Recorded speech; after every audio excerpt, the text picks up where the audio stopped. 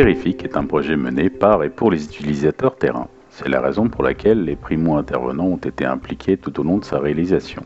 Nous avons adopté une méthodologie incrémentale depuis l'expression des besoins jusqu'au cahier des charges et aux spécifications techniques. Nous avons alors organisé un atelier de validation afin de leur faire comprendre comment nous avions traduit leur expression de besoins et leur permettre de réagir.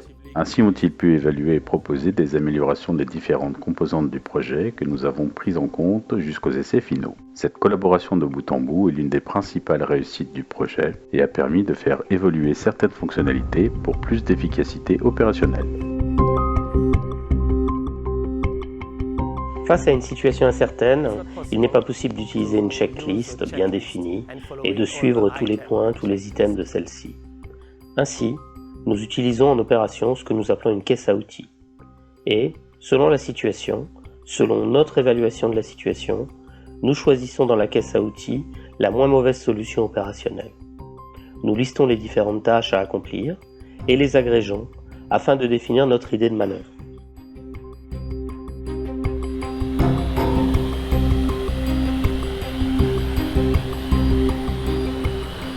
Nous sommes réunis aujourd'hui pour les essais finaux à Chambéry, qui sont les derniers d'une campagne de validation organisée par TLA comprenant une autre session que nous avons menée il y a 2 semaines avec Izemi à Bratislava en Slovaquie, qui impliquait des membres de la police et des pompiers tchèques et slovaques. Ce projet et son expérimentation en conditions réelles d'incidents radiologiques nous permet de voir des technologies qui peuvent aider à résoudre ce genre d'incidents et de problèmes.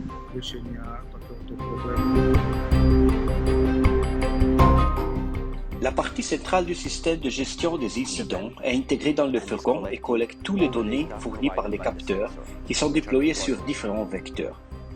Ce qui est intéressant, c'est qu'une multitude de données sont transmises au centre de commandement et de contrôle. Et ce sont les capteurs gamma, les capteurs bêta et les gamma caméras. And augmented reality. En effet, le système ne se limite pas à agréger ces données. Il effectue également un pré-traitement pour extraire des informations importantes afin d'aider le commandant à prendre sa décision. Le CEA-List apporte 2 technologies de détection en rupture. Tout d'abord, une caméra gamma miniaturisée permettant de visualiser la radioactivité et dont les efforts d'intégration ont permis de diviser par 2 l'encombrement et de diminuer d'un facteur 10 la masse par rapport à l'existant. Le second développement consiste en une sonde portable de mesure de la contamination bêta permettant d'opérer sans interférence dans une ambiance gamma forte ou fluctuante.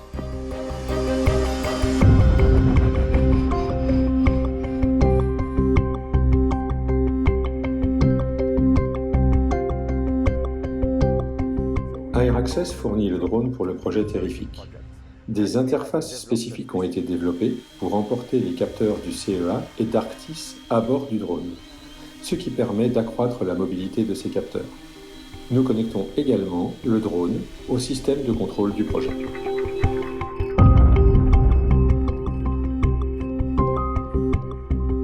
Chez Nexter Robotics, nous nous sommes concentrés sur les fonctions autonomes du robot pour les rendre capables de se déplacer dans des territoires inconnus et d'explorer certains bâtiments.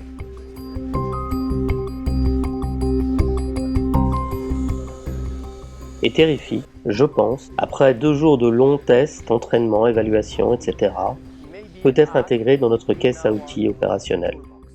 Terrific n'est pas capable de donner une solution à toutes les situations, mais Terrific pourrait représenter une partie de la solution dans de nombreuses situations.